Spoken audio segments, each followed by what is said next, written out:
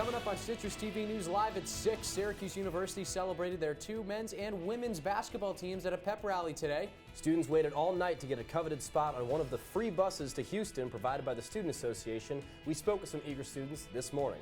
And Hillary Clinton is making a campaign stop in the Salt City on Friday. Citrus TV News starts right now. It's unreal, man.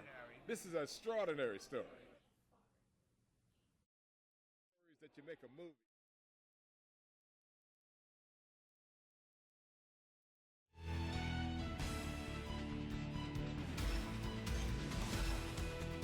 From the Citrus TV studios, this is Citrus TV News Live at 6, your campus news leader.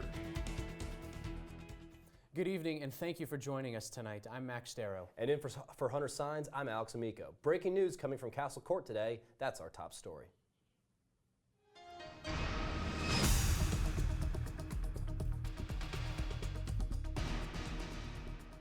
Earlier this afternoon, Citrus TV was sent a video of 4 students handcuffed being escorted into a police van in the Castle Court parking lot.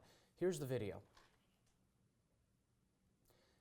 As you can see, those are law enforcement officials. We believe them to be the Syracuse police based on the logo that you can see on the back of the van, leading them into the van. A closer look shows them in their handcuffs. Now, we've reached out to the Syracuse Police Department, the Onondaga County Sheriff's Office, and the Drug Enforcement Administration today. Here's what we do know. The authorities shown in the video are not from the DEA, as some agencies have reported. We also have reached out to Campus Hill, who owns Castle Court, but their office declined to comment or give us any kind of information. However, they were aware of the incident taking place.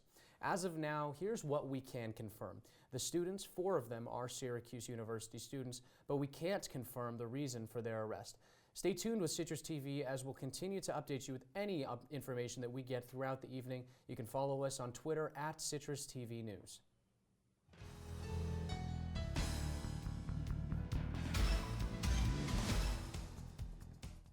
A former Syracuse football player has been arrested in connection with 2 sexual assault complaints. Syracuse police arrested 19-year-old Amir Ely, and he has been charged with 2 counts of rape in the 3rd degree.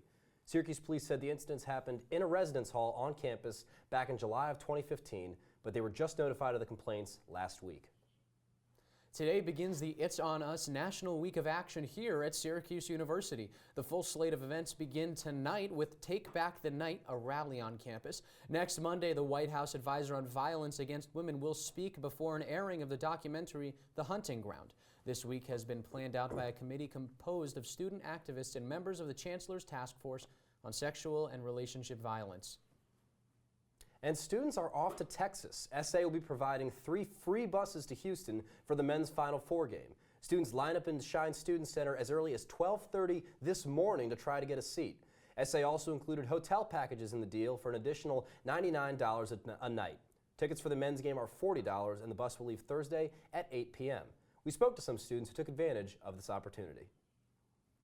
We got here at about 12:30, 12:45 last night.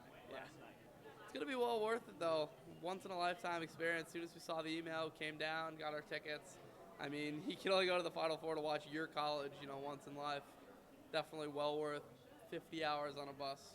Phenomenal experience. We were thinking about a lot of the other institutions that are going to the Final Four, and we knew that like Villanova, they had already had these plans in place to bus their students to Houston, and of course Syracuse is farther, but we were thinking like, why can't this be possible for our students? We know that they're diehard fans, and today definitely proves that.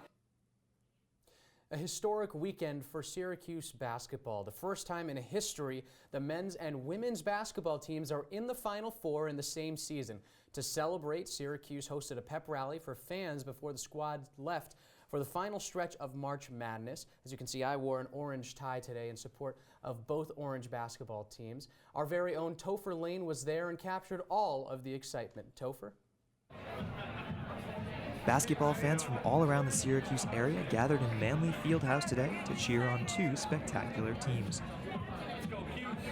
The SU men's and SU women's basketball teams are Final Four bound, but before their departure for Houston and Indianapolis, there was no shortage of energy at the pep rally.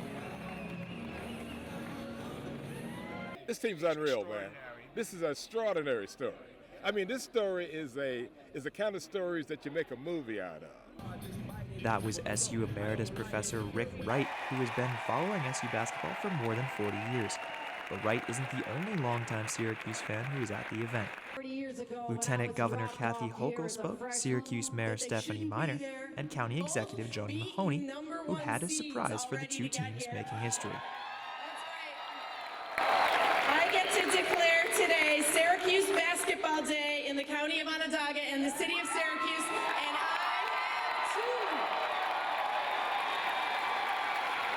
too. But the real event was centered around the teams. Every year, we start off with the same goal, and that's to win the national championship. And to be going to the Final Four right now and to have these ladies that really bought into what we're trying to do, who play hard every game, who really put everything on the line for us to be successful. This day is only about them. It's about them only because they're the ones in the different galaxies. The Hall of Famer Jim Boeheim even had some words for the teams. This is also a great moment in our basketball history on the men's side. I'm very proud of these guys. I told them that today, but there's no Cinderellas here. These two teams up here deserve to be here.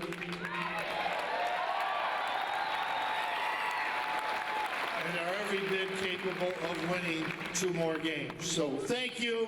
We'll see you soon. Hundreds of people are here for the pep rally. You can see everyone behind me is excited and ecstatic for the double trouble of SU men's basketball and SU women's basketball heading to their respective Final Fours in Houston and Indianapolis. Topher Lane, Citrus TV News.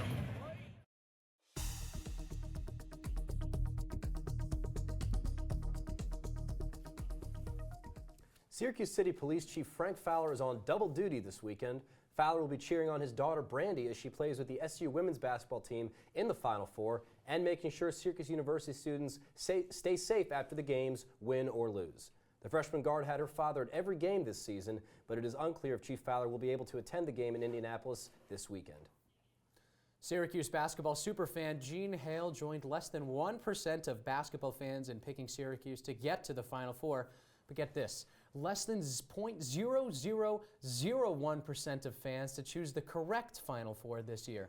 The 86-year-old manliest woman has been predicting brackets for the past 30 years with her family. Hale is excited to cheer on her favorite teams as they face off against the North Carolina Tar Heels on Saturday.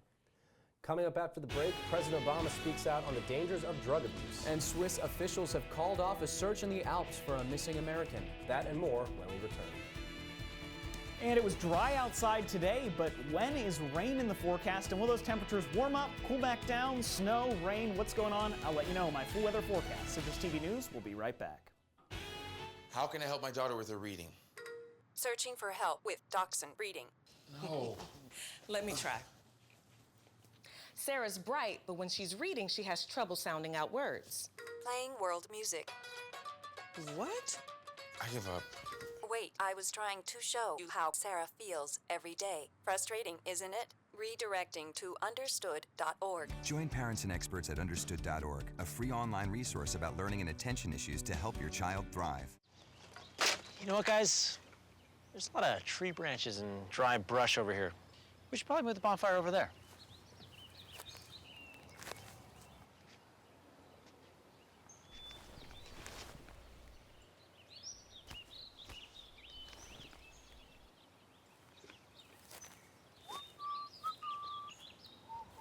I'm guessing Smokey liked that idea.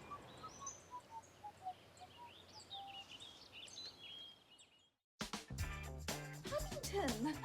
Every proper bear knows that the right fit means everything. Especially when it comes to car seats.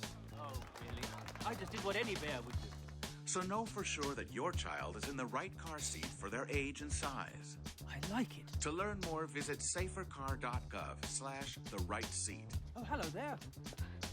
Oh, where's that bear? I grew up in the housing projects of Cleveland. I didn't even know that life could be any better than it was. Education for me has been a way to get away from the agony of what was normal life. I want to be able to impact the community. not just look back on where I came from, but to reach back to where I came from and pull some people up with me. My name is David, and I am your dividend.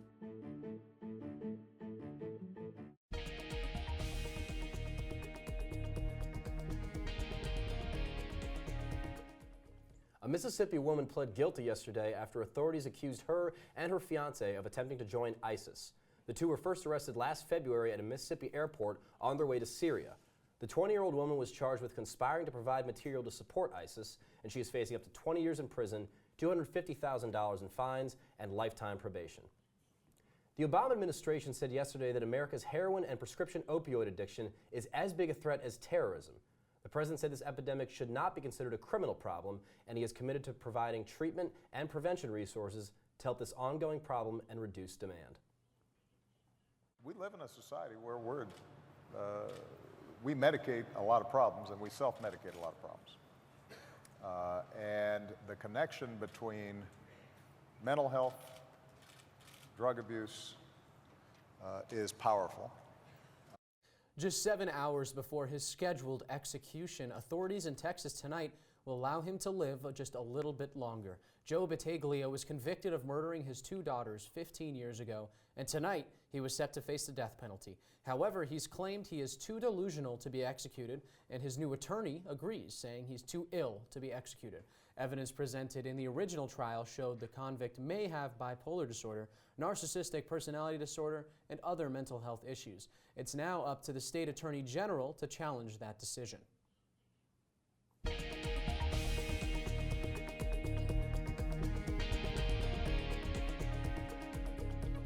Investigators say paint and stenciling on debris found in Mozambique matches parts from the missing Malaysia airline flight MH370. International experts examined the parts and say the dimensions, materials, and construction of the parts are consistent with those of the aircraft. Officials say the findings affirm their search for the plane in the southern Indian Ocean. And a Cyprus court ordered an Egyptian man to be detained today after authorities said he admitted to hijacking an Egypt Air flight. The prosecutor says the 59-year-old Saif Eddin Mustafa faces charges of hijacking, threats to commit violence, and kidnapping. Officials say he hijacked the domestic flight yesterday and threatened to blow it up with a fake explosive belt.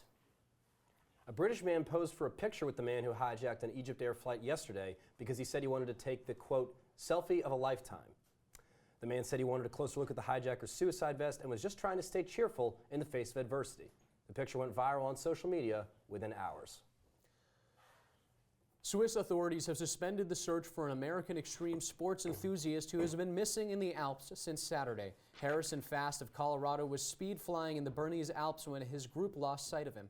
Police say they spent 3 days searching extensively, but now suspended the search because of bad weather and dangerous terrain.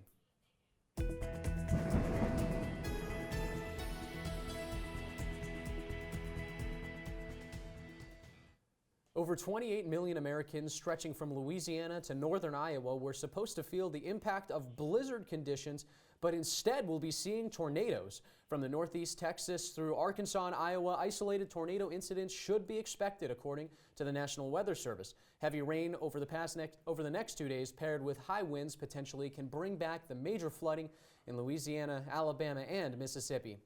But we won't be seeing that extreme weather here in central New York, Alex. No, Citrus TV weather anchor Nick Ross is here with his full weather forecast, including what to expect for our Final Four weekend.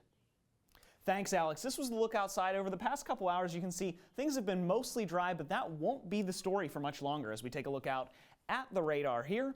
You can see that after about the middle of the night, about 2 a.m. or so, storms will start to move through and will hit us right as we get into tomorrow morning and sustain periods of rain throughout the day tomorrow. I'll show you how much that's going to continue in my 5-day forecast, but as we take a look at the wider picture here, keep in mind this is over about the next 24 hours or so. So you'll see that a lot of this system does skirt us up towards the north, but some of this, the bottom of it right here, will come through. And as I said, you're looking at between the morning to midday tomorrow as for when that rain will come in. And you can see that most of these arrows off here, a lot of it will track above us, but it's sort of moving right across in a straight line, you'll see. The current conditions outside right now, things are relatively nice at 56 degrees, mostly cloudy skies, and those winds are pretty calm as well. As we look at it tonight, though, showers late, as I mentioned. Those will move in mid-morning. You're looking at about 2 or 3 a.m., 48 degrees your high overnight. As we take a look at the full 5-day forecast, you can see 50% chance of rain tomorrow. Friday, definitely another system's going to move through, 90% chance of rain. And your weekend always in view, Saturday and Sunday, 60% chance of rain on Saturday and 50% chance of snow on Sunday, 70% chance of snow on Monday. That temperature drops back down overnight Saturday into Sunday. So Nick, we had some really gorgeous weather on Sunday for the Elite Eight game. Are we going to have anything close to that Saturday night for the Final Four? Unfortunately not. Over Saturday night, those temperatures are going to start to cool back down, and as I mentioned, we'll be starting to see some snow at the beginning of next week. Well, Nick, thank you.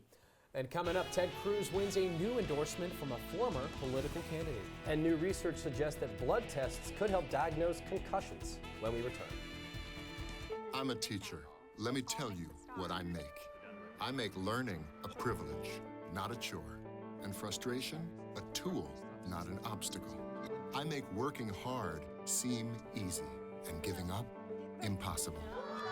I make an old subject feel like a fresh thought and unconventional methods common. I'm a teacher. I make more.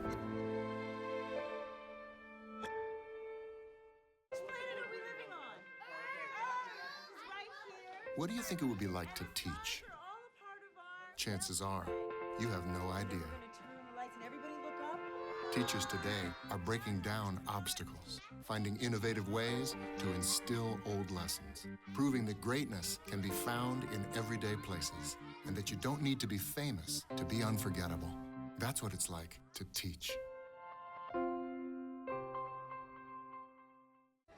your check.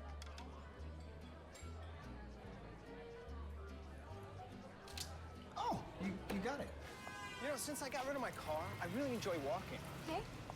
God, no. Getting pulled over for buzz driving could cost you around $10,000 in fines, legal fees, and increased insurance rates. Oh, you're home early. You live with your mom? That'll set your game back a few years. Buzzed, busted, and broke. Because buzz driving is drunk driving.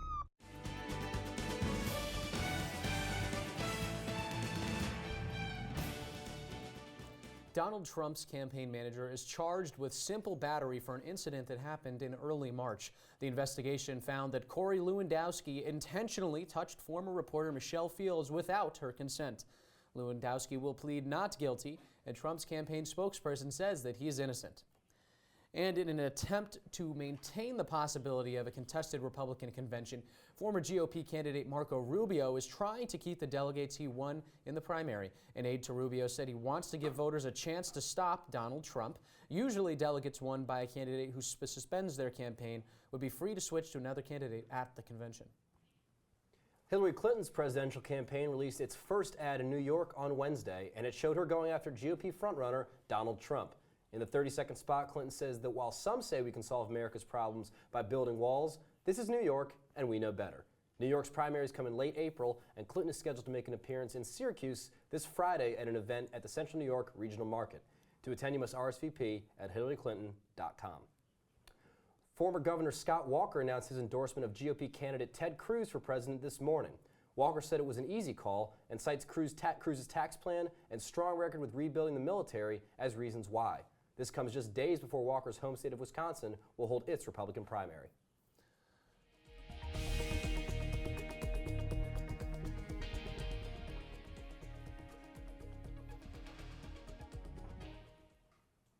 A new report shows that some car headlights are not as effective as they should be. Alex will finish. Just kidding. He's not going to finish that one. The Insurance Institute for Highway Safety conducted a test that consisted of measuring the light from low and high beams as the car drove in different patterns on a track after dark. Officials gave a good rating to the Toyota Prius when it was equipped with LED lights and high beam assist. The halogen lights on the BMW 3 Series was ranked the worst. Yahoo could be sold in the next couple months. The deadline to submit preliminary bids for Yahoo's web business and Asian assets is April 11th. Yahoo asked bidders details relating to financing and conditions or approvals that would have to be met on their end. This April deadline could mean that Yahoo could close a deal and be sold as early as June or July.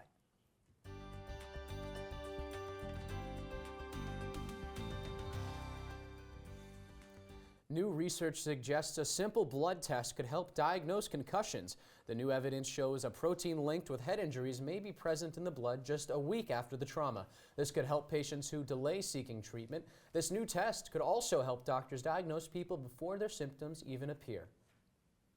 Coming up in sports, we have highlights of the women's lacrosse team's huge win over UConn last night. Also, we'll take a look around Orange Nation to see what the other teams are up to on the Hill. All that and more coming up next.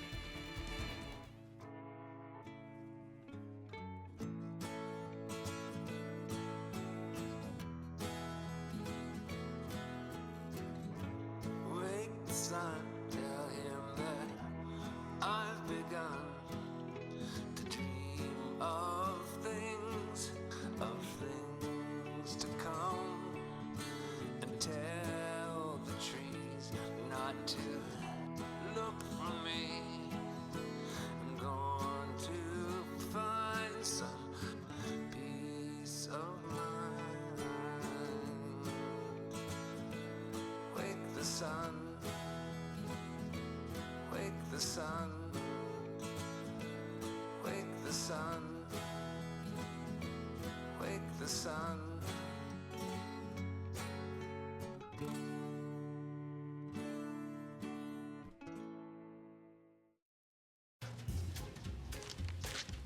Really?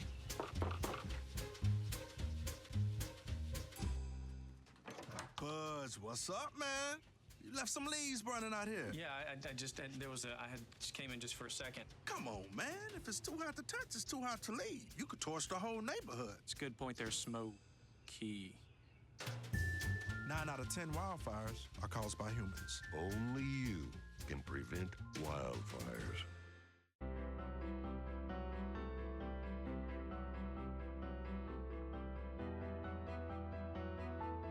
Body language can tell you all sorts of things. Like someone is having a stroke. Know the sudden signs. Learn fast. Face drooping, arm weakness, speech difficulty. Time to call 911 and get them to a hospital immediately. Learn the body language and spot a stroke fast.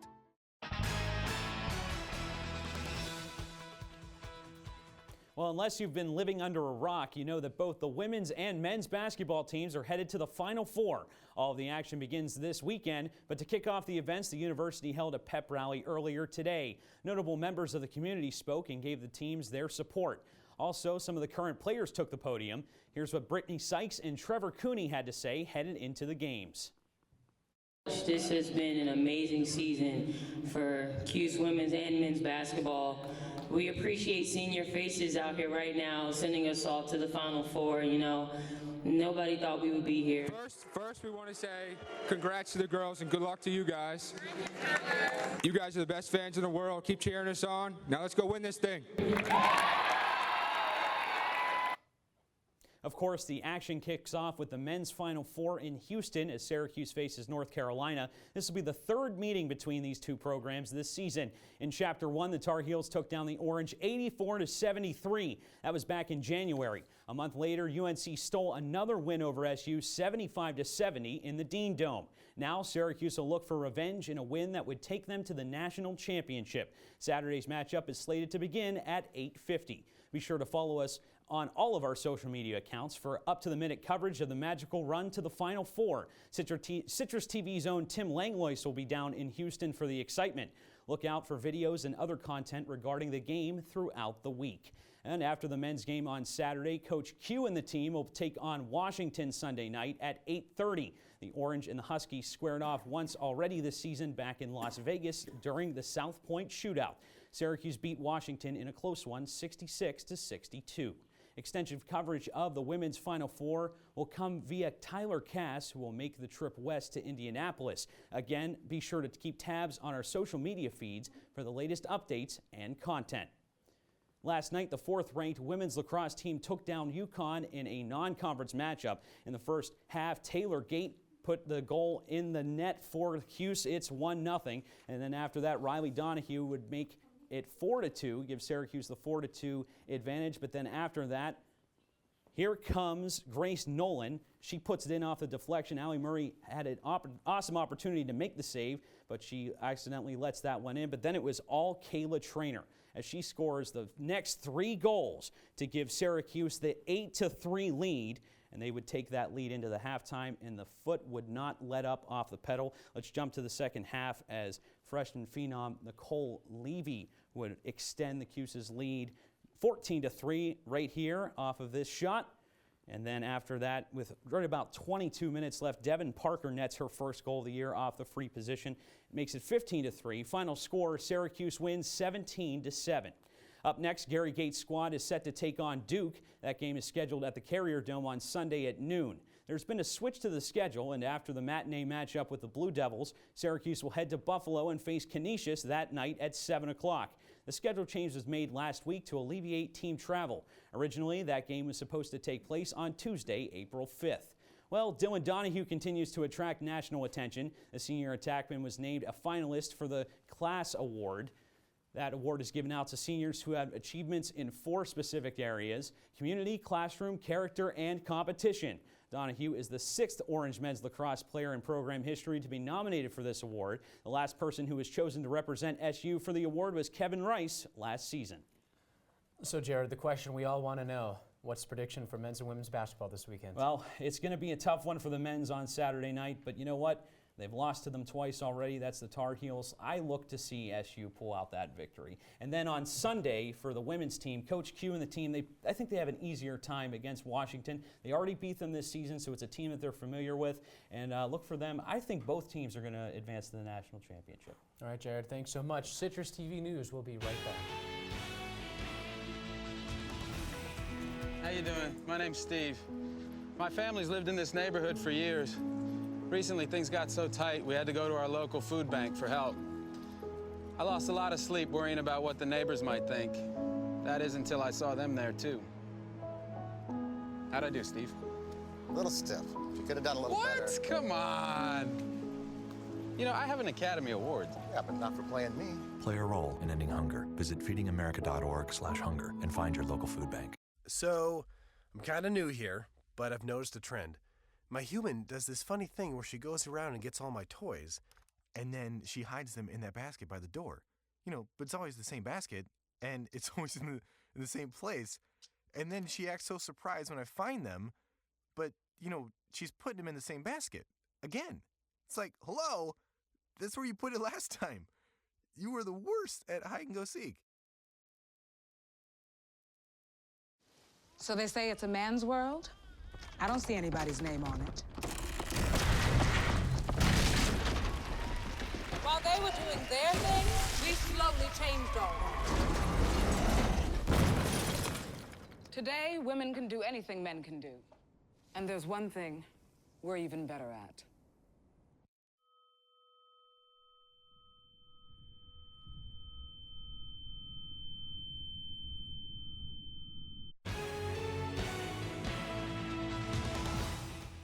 Today happens to be Manatee Appreciation Day. A couple manatee fun facts for you. Manatees have a lifespan of 60 years and are known for being very docile and friendly creatures. In the winter months, manatees swarm to Florida to soak up some sun and enjoy the warm weather. It really is a wonderful day to celebrate sea cows. Well, that's all the time we have tonight. Make sure you check out Talking Points with Alex tomorrow evening at 7.